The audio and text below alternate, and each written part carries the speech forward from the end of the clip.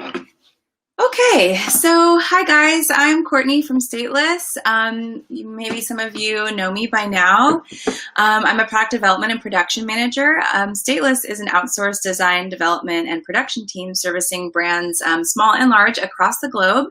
You can check out our Makers Row page. We have it linked there. We have a partnership with Makers Row and now Embark Live. You can find our product team on Makers Row and our branding team on Embark Live. Embark Live, for those who aren't familiar, it's an online community that connects entrepreneurs and small businesses to business category experts. Please make sure to sign up. If you go to Makers Row, that's where you're looking to be connected with people who can help you make the product. And on Embark Live, it's where you can be connected with people and businesses who can help you do all the other aspects of your fashion business. Today, we're going to talk about a two-part series. It's going to be a design and developing for e-commerce today. And then next Friday, I'm going to talk about designing and developing for wholesale.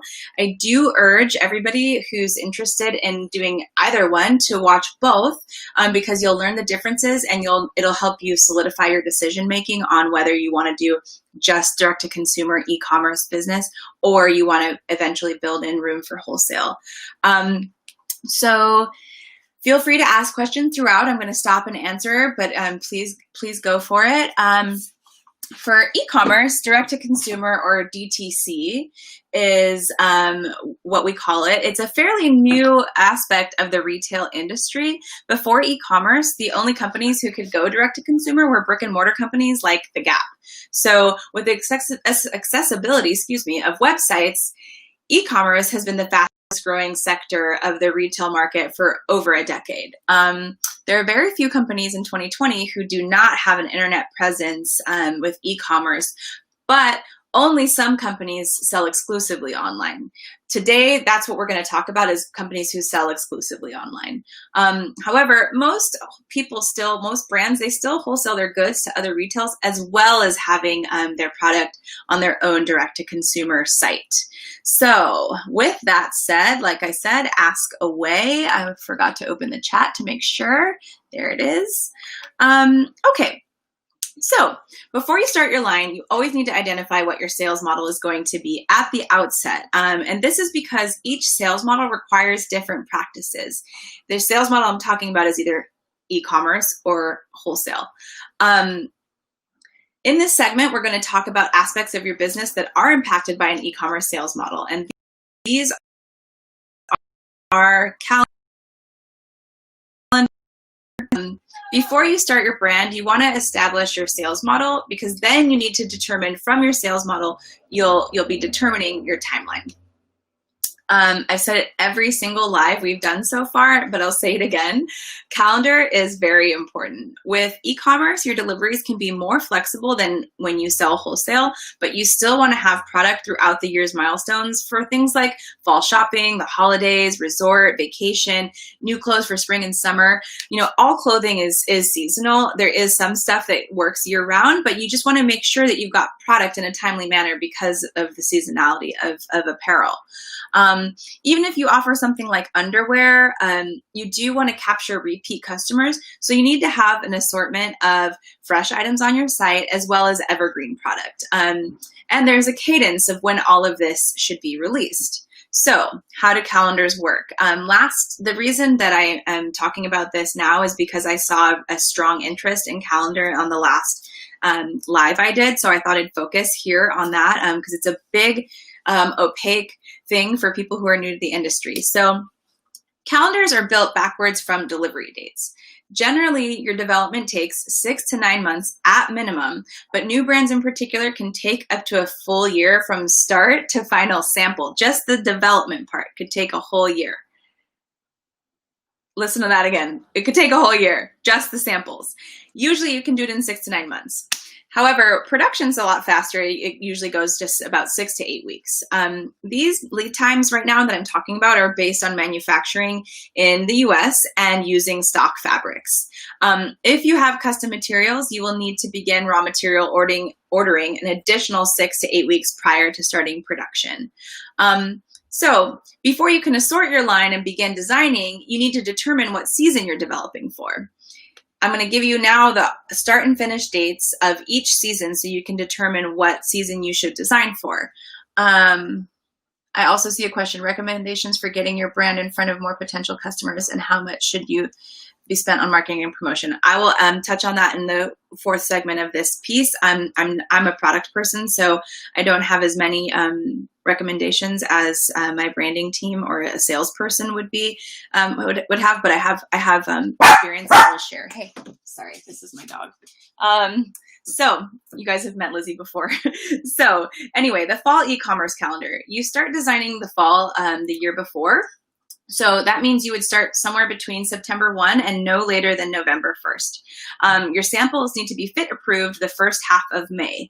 You can see my previous talks for the development process, but quickly, just to remind you, you need to fit up to 3 times before your samples are fit approved, which is why the development process can take 6 to 9 months. So once you have your fit approved samples the first half of May, you're going to do your shoot and all of that, but your factory, you have to remember, you need the samples to shoot and get your marketing assets, but your factory needs the samples on hand to use as references. You should never have production going without a factory on hand, a sample on hand at the factory, I should say.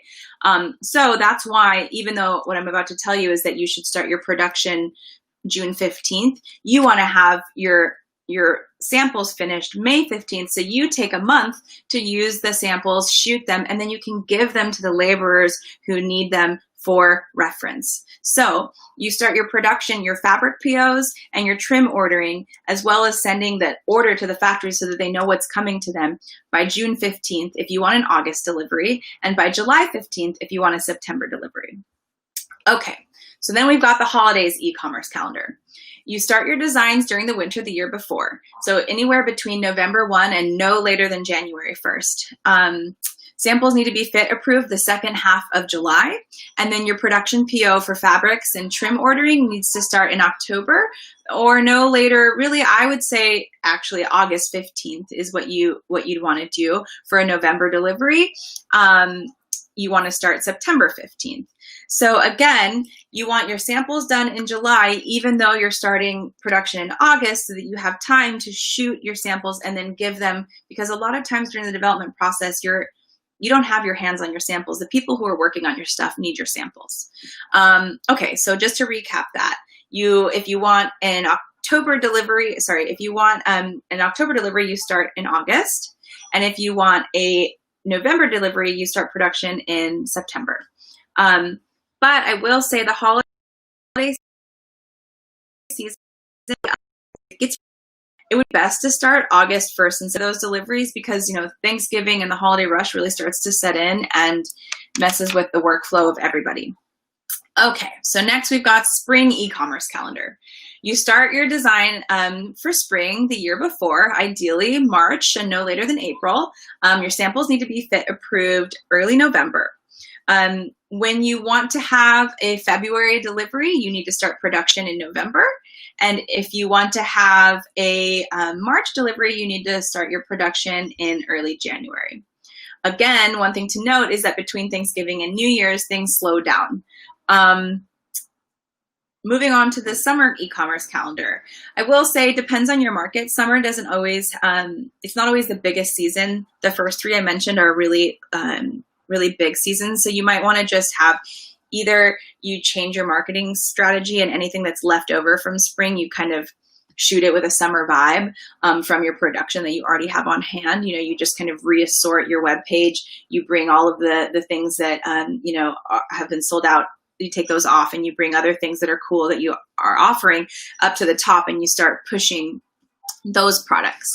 But if you do want to have a true summer delivery, it tends to be smaller, and you should start design the summer before. So you see a pattern here. You usually start thinking about it the year before in the proper season. And you start, really working on the product, ideally in May and no later than early July. Samples need to be fit approved by the end of February. And then for a May delivery, you want to start production March 15th. And for a June delivery, you want to start production April 15th. Now these are, you can see there's a buffer. So this is because in this industry, there's a lot of hands, there's a lot of people to manage, and there's a lot of decision making that you have to do on your part. So we try to buffer, and try as you might, you want to pass something, but you want to start your summer design by May, but something happens, you were focused on, you had a good problem, your sales from spring were so good that you were focusing on that, and you didn't start it until June. It's not ideal, but it can be done. And with e-commerce, you have much more flexibility with that. You can go all the way until kind of like July 1, before you're in trouble and won't hit your market deliveries. So I don't see any questions so far, but please feel free to ask away. I heard a lot of people in our last live really wanted to talk about that calendar. So feel free to, I now see you can go to Facebook and watch these rewatch these lives. Sorry, my dog. You can rewatch these lives. So you can go and take notes, write that down, pin it on your wall, commit it to memory. It never changes. Okay. So now that you have your season that you're designing for, it's time to assort your line. Generally speaking, if you want to sell wholesale, it's best to offer at least 7 styles in a variety of colors. But some wholesale brands offer an upwards of like 20 styles in a variety of colors because they want to gain business from several stores and need to cater to multiple markets. But for e-commerce, on the other hand, you can totally launch with 1 style and 1 color if you want to. I mean, that's usually easier for brands like, like Quip, the toothbrush company. It's a lot easier for them to do that than for an apparel brand, but in theory, you could do this. But I do want to say that no matter if you want to like launch with 1 style, you're definitely going to want to offer more product in the future. And because of how intense and laborious the development process is, it's gonna you might as well do 4 styles at once. Even if you don't produce them until later, you should be developing. It's kind of a waste of time to develop 1 style and then like 3 months later start another style. In my professional opinion, I think that it's no different between doing 1 style and 4. Obviously it takes more money, but you could, if you plan on doing it anyway, it's work smarter, not harder. And you can take your fit-proof samples and you don't have to produce them right away. So that's my little 2 cents there. So anyway, but for most of us, we do want to begin with more than 1 product anyway. So you want to think about your product page and how it will look. If you only have a few things, it might be hard to gain customer allegiance. So in my opinion, I still think you should start with about 4 styles. In a few colors per style. So that way you have the 4 styles and it looks like you have a breadth of options on your website. You want your assortment to cater to a variety of customers. So you do want to put some options in there, and plus you want repeat customers. So you'll want to offer a few things. Reason evergreen means that it's like seasonless. It's something that you can go to that company's website for and buy no matter what time of year it is. There could be one where it's like you've got 1 evergreen thing for spring and 1 evergreen thing for spring and summer and 1 evergreen thing for fall and winter. But that way, sometimes especially for like website brands, e-com brands, people take a while to pull the trigger and decide to buy. So if you have that thing that they've been looking at and then they're like, oh, okay, finally, I'm going to go and get that. I want to get that camisole that I've been looking at. This is especially helpful for higher price brands too, because sometimes people have to really think about it, or they have to save for it, or wait for like, their tax refund or something, time to splurge. So you want to have product that comes in and out, that comes in season and then is gone. But it's great to have 1 evergreen product per season. Okay, I see a question. Oh, great. Thank you for the calendar. So glad. Okay, so I hope you guys are still here. I can't ever see who's here with me. It's not like Instagram Live where I can see you guys. So when you don't ask questions, I feel like I'm talking to a wall, but I'm hoping that this is helpful and that we'll keep going. So, okay. So once you've established your assortment, you want to proceed with design and development. I've already discussed those in previous lives, and you can reference the Maker's Row on Facebook. So we won't go into it here, but we haven't talked about pricing much, which differs greatly between e-commerce and wholesale models. So yes, you want to do your design and development after you've established your assortment, but you can't design and develop without thinking about your pricing. So I want to talk about that. Oh, thank you. You're here. Great. Thanks. So, okay. You want to ensure that whatever prices you plan to sell your product at are realistic. And you want to ensure that before you even, go into making samples.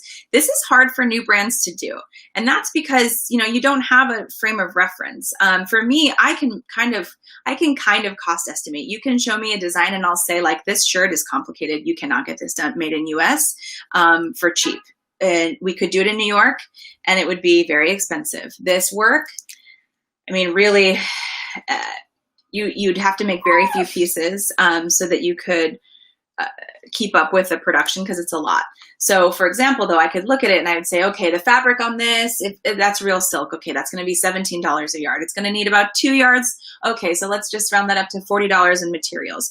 The labor, it's probably going to be a lot, maybe $60 just because of all of this. Usually a shirt, made in USA is anywhere between, a collared shirt like this, anywhere between 20 and upwards of 100. So, but I know that stuff. I can name that off the top of my head, and it's still not accurate, but I know the yields. I know about how much fabrics cost. If I'm thinking, I can't think of a factory who could do this. This is really complicated. But we could ask around, and then I know that factory's price. So I can help with cost estimates. But for somebody in your position where you're new to the industry, making that up is going to be really hard. So, and again, even when you do come to Stateless, if you tell us, oh, I have a tracksuit, we don't know if it's going to be, expensive fleece, heavy fleece, you want prints all over it. It's really hard to come up with cost estimates. So this is a really important conversation to have. Oh, thank you. Sorry I have her here. I just would rather her be on my dog on my lap than for her to be like crying off screen. So anyway, okay. So labor and materials are what determine your costs. I'm not sure how people who are new to the industry do this, or if they just do it later, and then they just learn the hard way that their product sometimes exceeds what their target costs are. I'm really not sure, because I've never been in that position. But because of this, I would suggest that you hire somebody to help you with this part. You could go in yourself. You could, in theory, you could take your designs and you could go to a factory and you could say, how much does this cost? You could source the materials and say, how much does this fabric cost? And you could come up with a relatively okay cost estimate.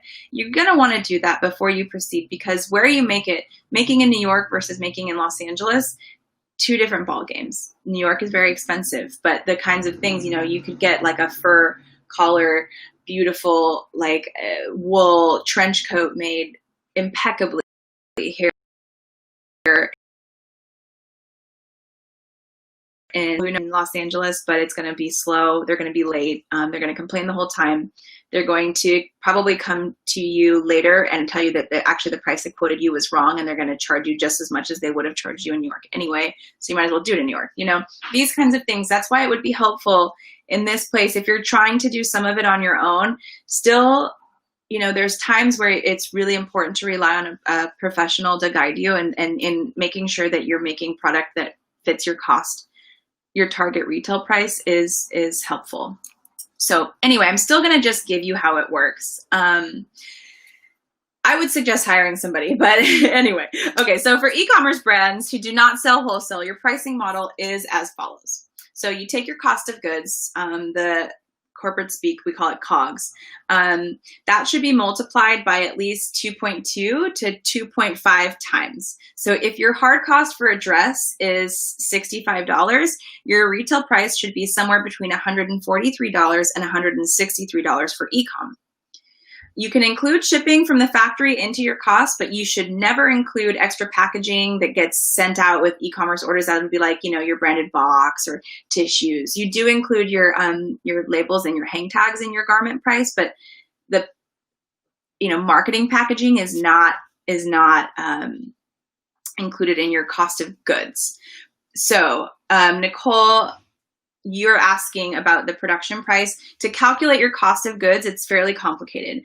We make charts as part of our production management service at Stateless, and I'm personally an Excel nerd, so this complicated stuff is a little easier for me. But how you calculate your cost of goods is as follows. Okay, I'm going to do it slow so you can take notes. You take your fabric cost and you multiply it times your yield. The yield is how much fabric that garment consumes. That you get from your pattern maker or a factory.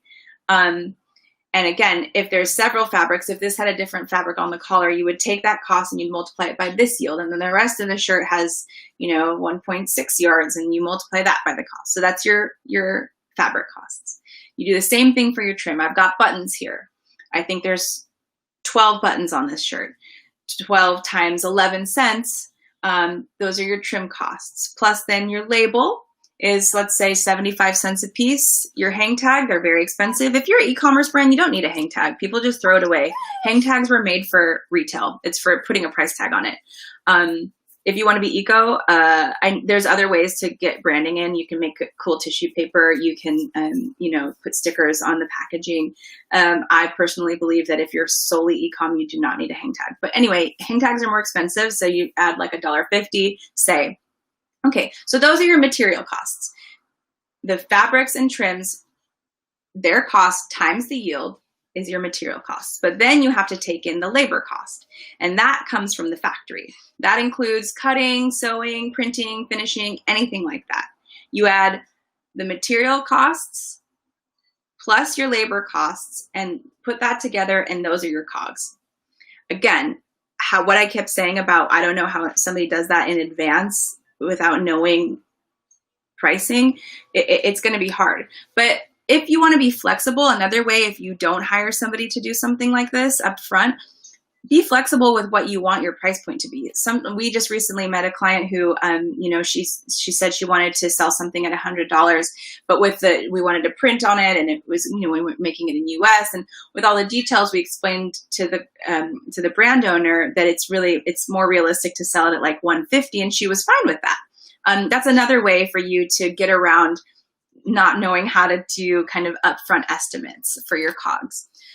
But anyway, once you have your cost of goods, that's when you multiply it by your 2.2 or 2.5% times so that you can get your markup. I'm going to look at some questions before I go on. I won't, how much would you charge for, to get opinion on pricing? I don't quote, I'm just the production manager and product developer. I don't know. But you can find Stylus on Makers Row and somebody will answer that for you. So yes, I'm talking about production pricing right now. Good point, Nicole. Your sampling prices are a lot more than that, but you want to make sure from the outset, if you come in and say that you want to make a $40 sweatshirt, but you want this like beautiful way, looking at like this, who sells their sweatshirts for $80, right away we're going to say we don't have a factory for you, because everything is informed by your target retail price. If you want to make that in Los Angeles, you're going to have to make 300, 600 per style, per color to hit that price. So there's a strategy, and that's why I'm talking about costing right now. The easiest way, if you don't know, is to be flexible. Say, look at what you want, look at where you want to make it and how many units you want to make, and let the information guide you as to how much you should sell it for. But sometimes people are like, no, the reason I'm starting this brand is because I don't want to make $1,200 leather jackets. I want to make $600 leather jackets. And if that's the case, then we have to really engineer the materials and the labor we're using, and you're going to have to determine how many pieces you have to make in production in order to hit that price. So when you say New York, do you mean NYC, Long Island, or Brooklyn? I mean, you're right, distinction. The Manhattan Garment District is more expensive than making in Long Island City or Brooklyn.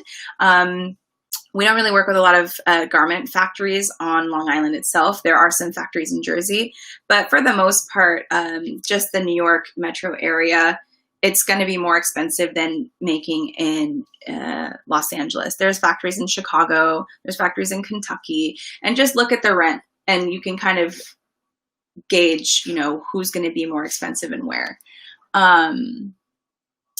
So yes, to confirm, I'm not talking about sample pricing right now. I'm trying to have you identify your prices should be based on the target retail cost you want. Samples are always about 3 times more expensive than your production price. Okay, so a big note here is that your markup does not allow for e-commerce. The markup I just told you, 2.2 or 2.5 times, that does not allow for wholesale at all. So if you even have the slightest inkling that you want to do wholesale, even in 10 years from now, it would be better to build a wholesale markup into your retail price from the start of your company. And that's because 2.2, if you wanted to sell to somebody, you're not going to be able to do it without selling it at cost.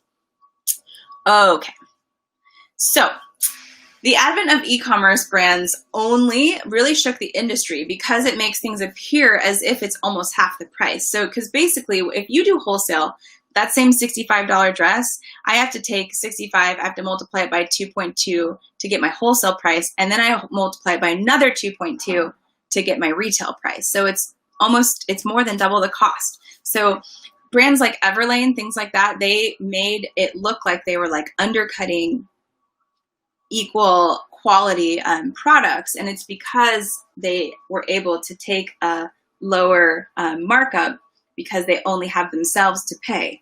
So as an e-commerce brand, you have that same advantage.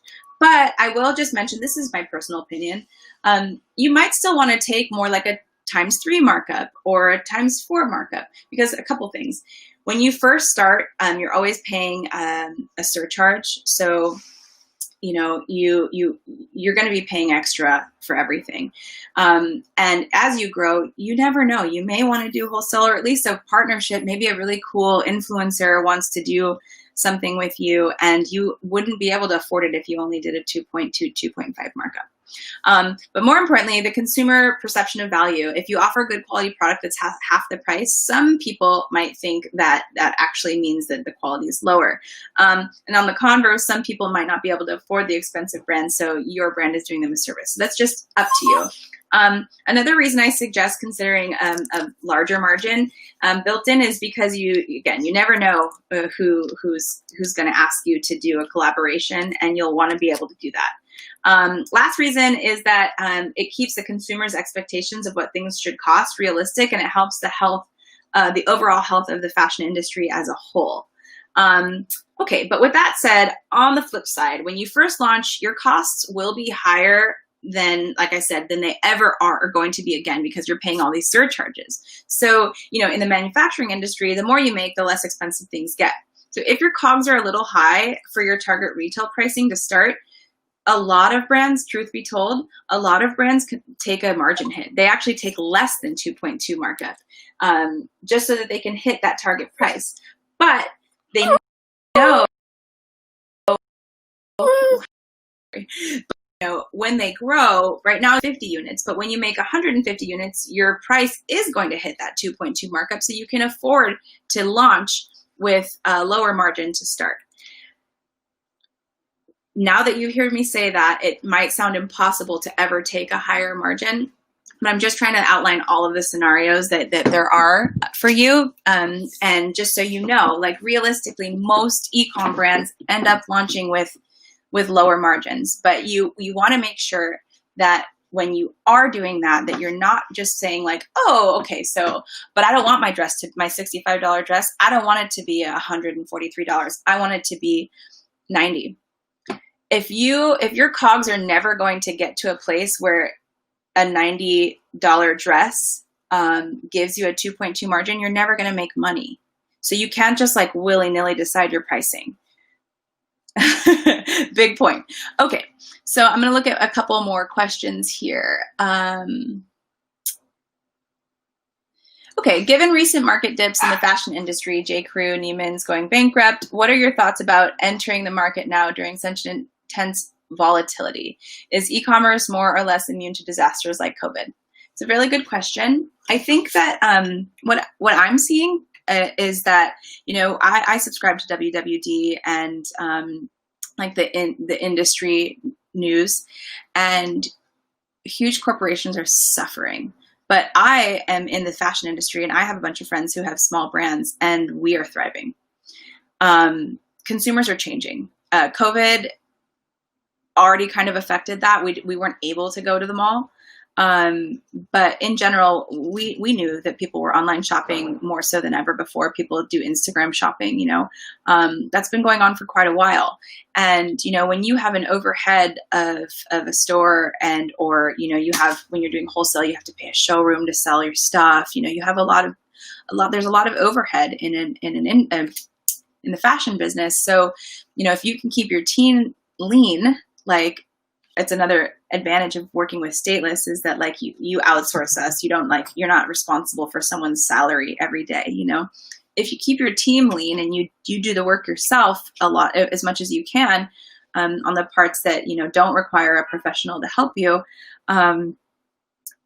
you can do well and you can survive a month of no sales. Right now, I mean, this week and last, most people haven't been trying to push their product, because of the political climate, and small businesses can afford that, especially an e-commerce brand. So I don't think it's dangerous to enter the market now. I think that what you want to do is make sure that the product you're offering, there's a reason to make it, so that there's a reason to buy it, because you definitely don't want to just saturate the market with more of the stuff you're already seeing out there. Make sure that you're doing something unique.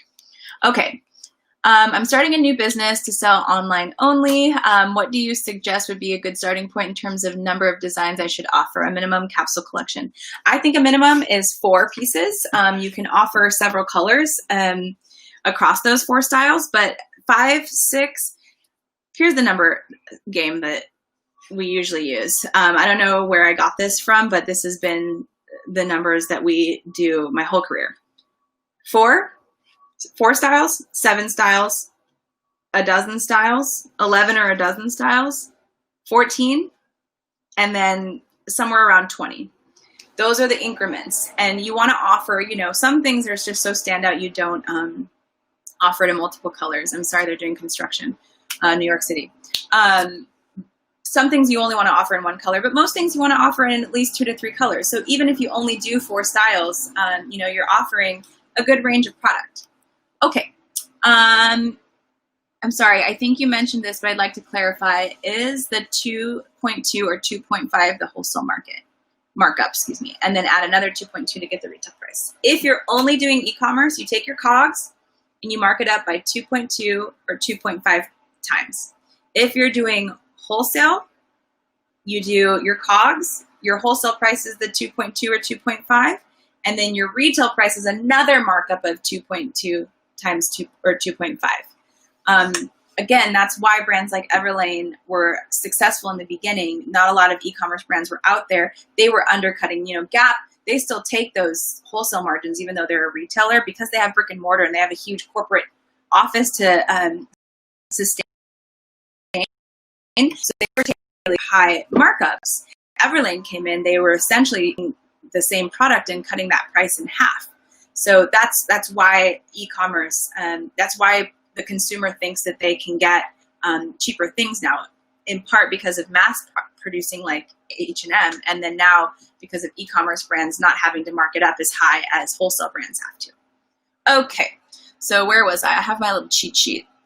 So we talked about COGS, and I admitted to you guys that most new brands take a low margin to start, and that's because of surcharges. So next I want to talk about why the deliveries and the calendar are so important. The whole point of having a fashion brand is to sell product. Any other, and in order to sell your product, you need to have it on hand at certain times of the year. This is the point. There are some people, there's, people who have family money who do this, as a creative expression, but even eventually everybody, the fashion industry is a commercial industry. It's not just about having fun and making things you want to sell. So this whole segment has been about the kind of the back end theory of how you need to run your business and model your business and set yourself up to have a successful e-commerce business. Okay, so with that said, at Stateless, we build a time and action calendar that outlines every single detail of the project with corresponding dates to ensure the target delivery dates are realistic and they're met. The hardest thing to do for new fashion brands is to get on calendar. This is so important though. So I've said this every single live if you've been tuning in. The calendar is hard. it's a struggle. It's a struggle for even people who have been doing this for decades, like me. If you're new to the industry and you don't have somebody working with you who knows how to stay on calendar, it's going to be tough. You can be gentle on yourself. That's why that calendar I gave you earlier, start earlier. It's never been bad to be early, you know. But you know, it's really helpful to have somebody on your side who knows how to whip you into shape, because this calendar is no joke.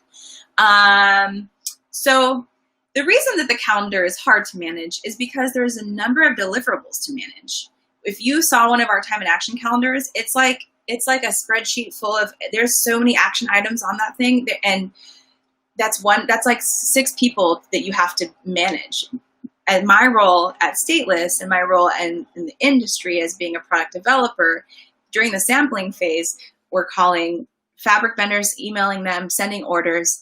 You know, we're taking the meeting with the brand owner who says, okay, these are the fabrics that I want on these designs. Okay, we take that information, we put it in the bill of materials, and we're going and we're managing all this stuff. It takes time. And that's not even like the making, you know, it's just the organizing of all the hands. So that plays a huge role in things. And so if you lose, and you know, we're all humans, you might take 3 days to respond to an email because you're backed up on other stuff.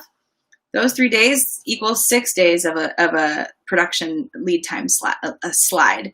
You know, a vendor said that they're going to get you their sample by last Friday, and they don't because, you know, something happened, the machine broke and they had to fix it, or, you know, they had too many big orders at once. You didn't tell them in time that you were going to drop off an order, so they didn't have time for you, so they're squeezing you in.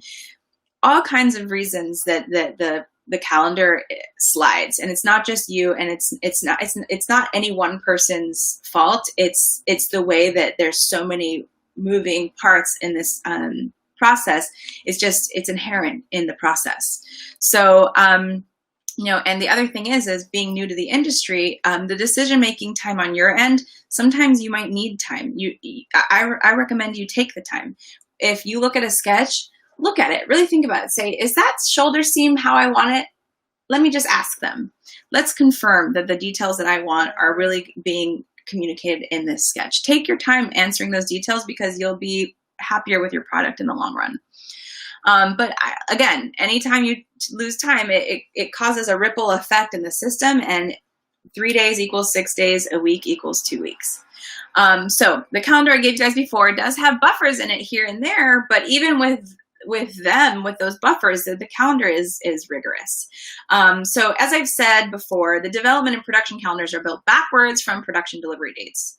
But really, it's the sales milestones that drive those delivery dates. So it's important to identify what those milestones to now talk about them in the holiday or the U.S. holidays, like, you know, Valentine's Day, Black Friday, the, you know, Christmas season, Mother's Day, Father's Day, 4th of July even, right? But you can also identify other milestones that are brand appropriate for you, like Earth Day or festival season. I mean, right now we don't have festival season, but I'm still in the mood to shop for new clothes because the weather's getting warmer. So these deliveries are still relevant.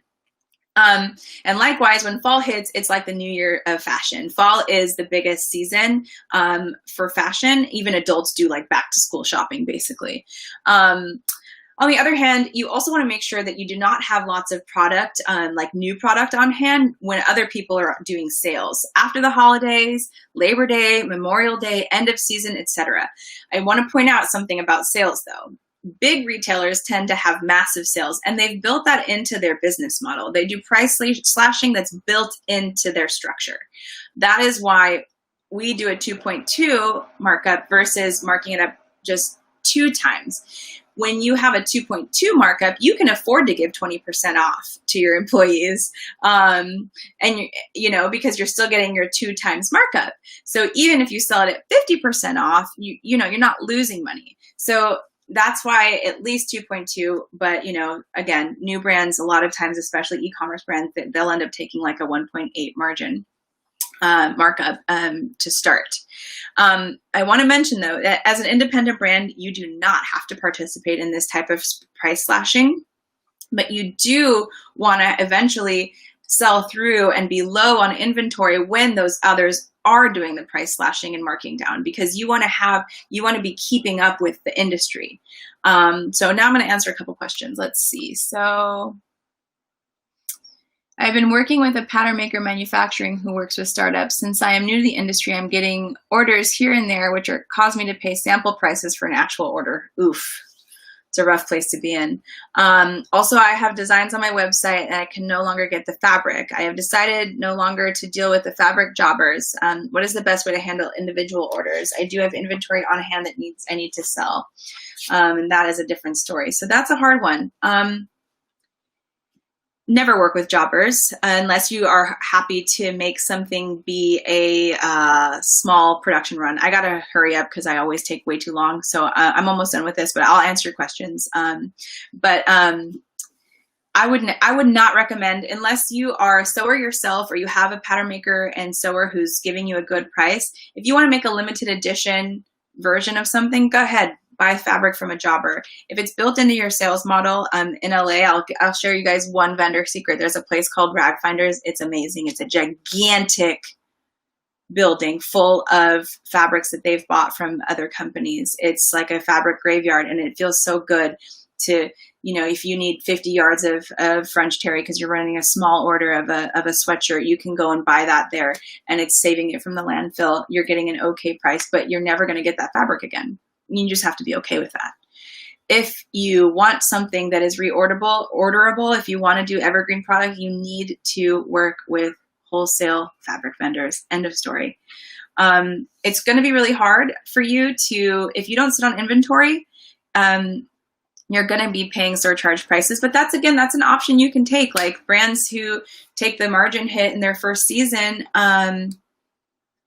or their first 3 years sometimes, really, you could be paying sample prices for something just because you want to keep the business going. But the idea is that you should be having inventory.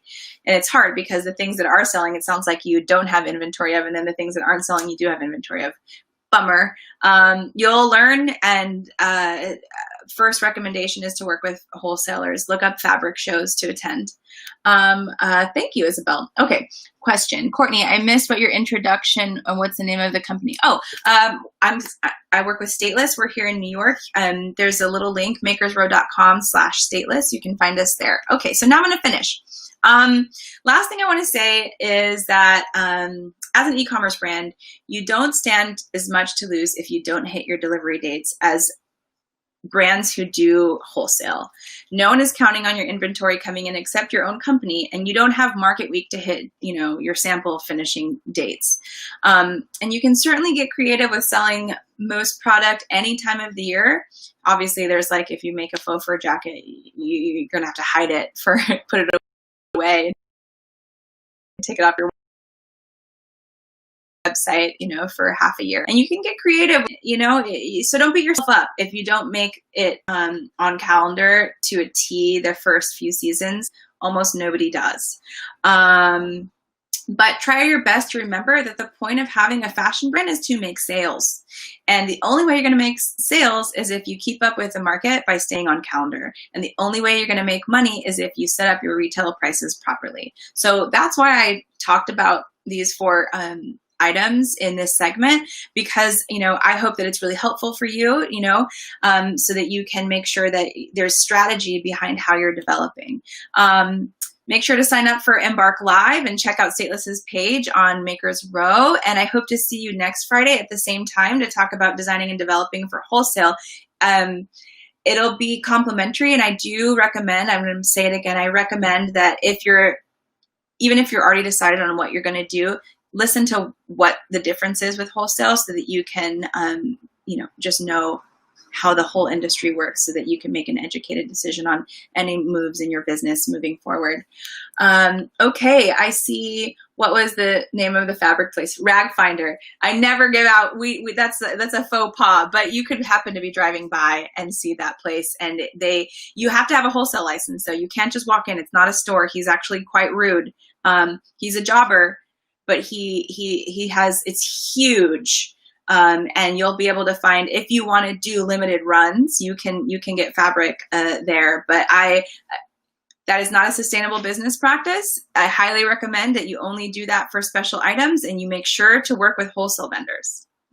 Okay? Because otherwise you're going to be in a situation like Deborah Ann, where she can't get her fabric again, and your customer wants what's familiar. So anyway, thank you guys so much. I hope to see you next Friday.